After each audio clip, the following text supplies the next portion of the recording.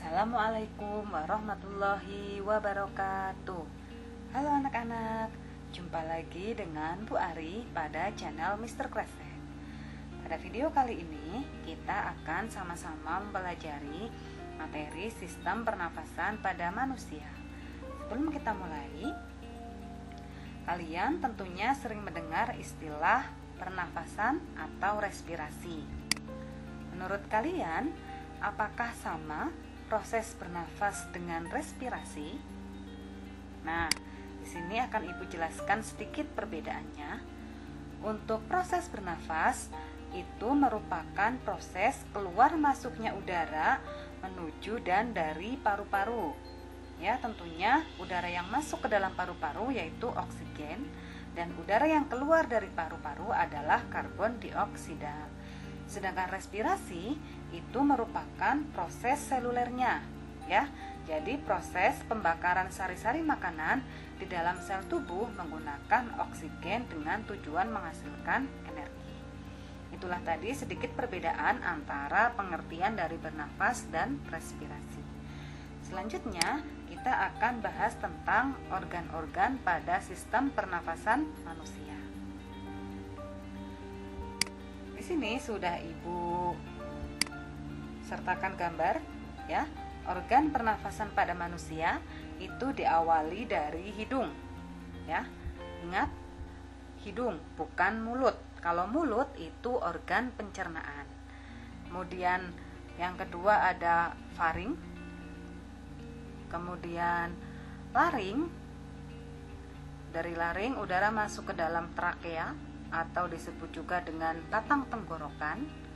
Dari trakea udara akan masuk ke bronkus, ya. Ada bronkus kanan dan bronkus kiri. Dari bronkus udara akan masuk ke bronkiolus. Kemudian dari bronkiolus udara akan masuk ke alveolus. Ibu ulangi, untuk organ pernafasan yaitu hidung, kemudian faring, laring, trakea, bronkus, bronkiolus, dan alveolus. Kemudian ada bronkus, bronkiolus, alveolus itu ada di dalam paru-paru. Di sini ada pleura. Pleura itu merupakan selaput pembungkus paru-paru. Itu tadi organ pada sistem pernafasan manusia. Kemudian kemana sih perginya udara yang kita hirup? Udara atau oksigen yang kita hirup itu nanti akan masuk ke dalam hidung. Ya, di hidung nanti udara akan disaring oleh rambut hidung serta dihangatkan dan diatur kelembabannya. Dari hidung, udara akan masuk ke dalam faring. Apa itu faring? Faring itu merupakan percabangan dua saluran, yaitu saluran pernafasan pada bagian depan dan saluran pencernaan pada bagian belakang. Kemudian dari faring, udara akan masuk ke dalam laring. Laring disebut juga dengan pangkal tenggorokan. Di laring nanti ada pita suara, ya. Udara yang lewat akan menggetarkan pita suara dan menghasilkan suara. Dari laring, udara masuk ke dalam trakea atau batang tenggorokan.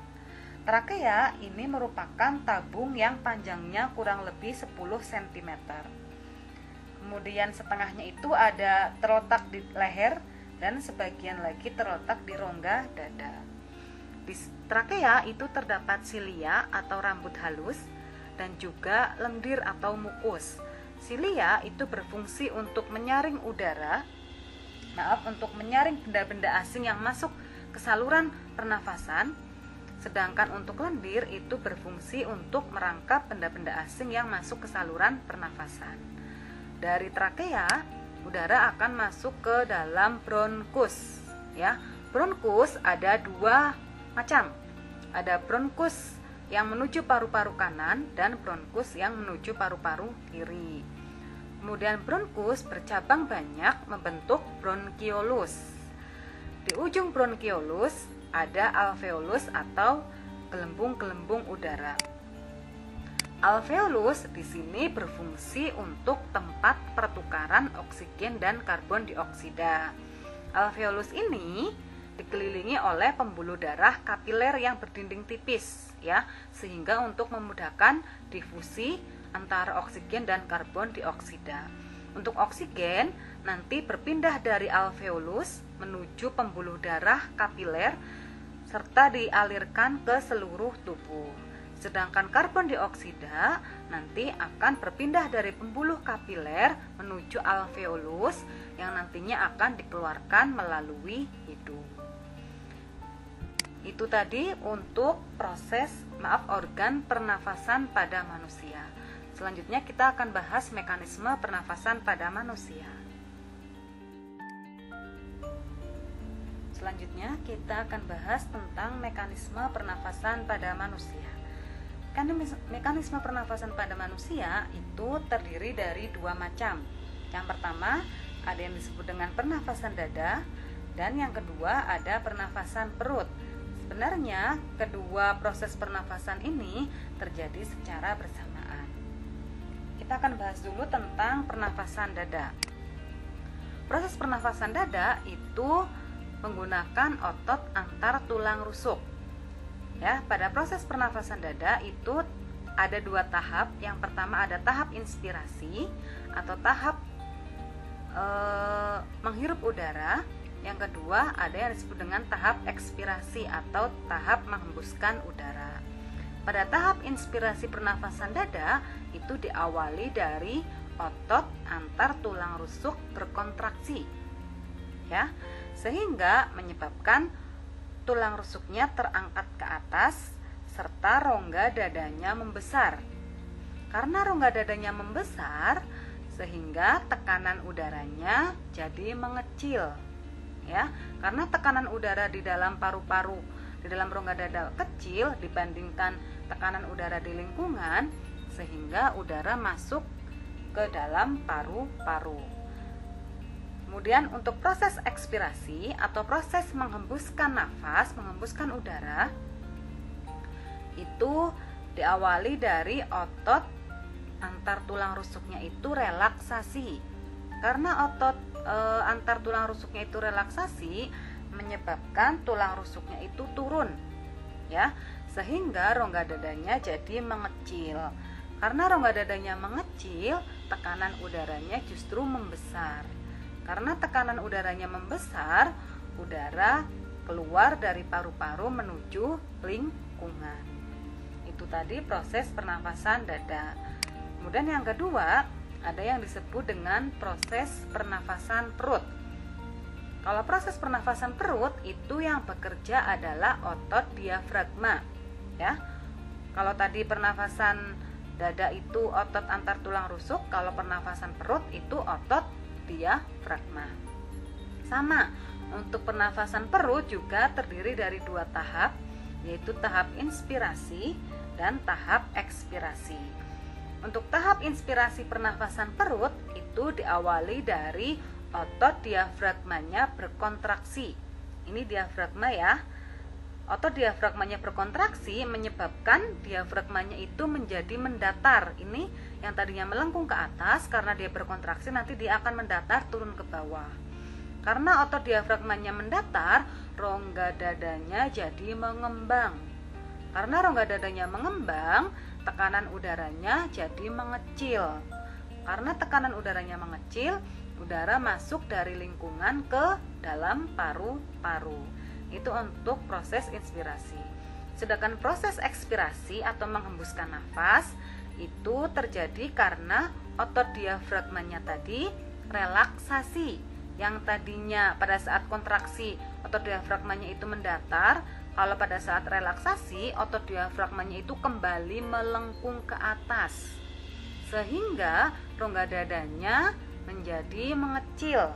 Karena rongga dadanya mengecil, tekanan udaranya justru membesar. Karena tekanan udara dalam paru-paru membesar, sehingga udara keluar dari paru-paru. Itu tadi proses pernafasan pada manusia. Ada pernafasan dada dan pernafasan perut. Selanjutnya kita akan bahas tentang volume udara pernafasan. Volume pernafasan pada manusia itu terbagi menjadi beberapa macam. Yang pertama ada yang disebut dengan volume tidal. Volume tidal itu merupakan udara yang masuk pada saat pernafasan normal atau biasa. Jumlahnya kurang lebih ada 500 mili. Yang kedua ada yang disebut dengan udara cadangan inspirasi atau biasa disebut juga dengan udara komplementer. Udara cadangan inspirasi adalah udara yang dapat dihirup secara maksimal. Jumlahnya kurang lebih ada 1.500 mili. Yang ketiga ada yang disebut dengan udara cadangan ekspirasi atau biasa disebut juga dengan udara suplementer. Udara cadangan ekspirasi ini merupakan udara yang dapat dihembuskan secara maksimal. Jumlahnya juga kurang lebih 1.500 mili. Kemudian yang keempat ada yang disebut dengan volume residu. Volume residu itu merupakan udara yang selalu ada di dalam paru-paru. Kemudian yang kelima ada yang disebut dengan kapasitas vital paru-paru. Kapasitas vital paru-paru itu merupakan penjumlahan dari volume tidal ditambah dengan udara cadangan inspirasi dan juga udara cadangan ekspirasi. Jadi 500 mili ditambah dengan 1500 ditambah dengan 1500 jumlahnya adalah 3500 mili. Itu disebut dengan kapasitas vital. Kemudian yang keenam ada yang disebut dengan kapasitas total paru-paru. Kalau kapasitas total paru-paru itu merupakan penjumlahan antara volume tidal ditambah dengan udara cadangan inspirasi ditambah dengan udara cadangan ekspirasi dan ditambahkan dengan volume residu. Jadi 500 ditambah 1500 ditambah 1500 ditambah 1000 mili hasilnya 4500 mili. Itu tadi macam-macam volume pernafasan pada manusia. Selanjutnya kita akan bahas tentang faktor-faktor yang mempengaruhi frekuensi pernafasan pada manusia. Ada beberapa faktor yang mempengaruhi. Yang pertama yaitu usia. Ya. Jadi untuk usia itu sangat berpengaruh pada frekuensi pernafasan. Orang dengan usia 20 tahun dibandingkan dengan orang dengan usia 70 tahun itu frekuensi bernafasnya itu akan berbeda. Yang kedua adalah jenis kelamin. Ya, di sini ada pria dan wanita, itu frekuensi bernafasnya tentu juga akan berbeda. Yang ketiga ada aktivitas. Ya, aktivitas atau kegiatan yang dilakukan itu juga mempengaruhi frekuensi atau kecepatan bernafas pada manusia. Gangguan-gangguan pada sistem pernafasan manusia. Yang pertama ada COVID-19 atau disebut juga dengan COVID-19. Penyakit ini disebabkan oleh virus corona atau SARS-CoV-2. COVID-19 dapat menyebabkan gangguan sistem pernafasan mulai dari gejala yang ringan seperti flu hingga infeksi paru-paru seperti pneumonia. Yang kedua ada tuberkulosis atau TBC. Tuberkulosis ini disebabkan oleh bakteri Mycobacterium tuberculosis yang menyerang alveolus di paru-paru. Kemudian yang ketiga ada yang disebut dengan asma. Asma ini merupakan penyakit pada bronkus atau bronkiolus yang ditandai dengan sesak nafas serta batuk. Bronkus dan bronkiolus penderita asma itu sangat sensitif terhadap debu, asap rokok, dan juga bulu hewan. Kemudian yang keempat ada yang disebut dengan bronkitis atau radang pada bronkus. Selanjutnya ada pneumonia. Pneumonia ini merupakan infeksi pada paru-paru yang disebabkan oleh bakteri. Ya, biasanya pneumonia ini menyerang bronkus dan alveolus sehingga bronkus dan alveolusnya ini berisi cairan. Ya, di sini ada gambarnya. Ini alveolusnya itu berisi cairan. Selanjutnya ada emfisema. Kalau emfisema itu penyakit pada paru-paru yang terjadi akibat asap rokok. Biasanya ini menyebabkan kerusakan pada dinding alveolus di paru-paru. Itu tadi ada beberapa gangguan pada sistem pernafasan manusia. Selanjutnya kita akan bahas tentang upaya untuk menjaga kesehatan sistem pernafasan. Yang pertama, kita harus senantiasa melakukan olahraga rutin dan teratur.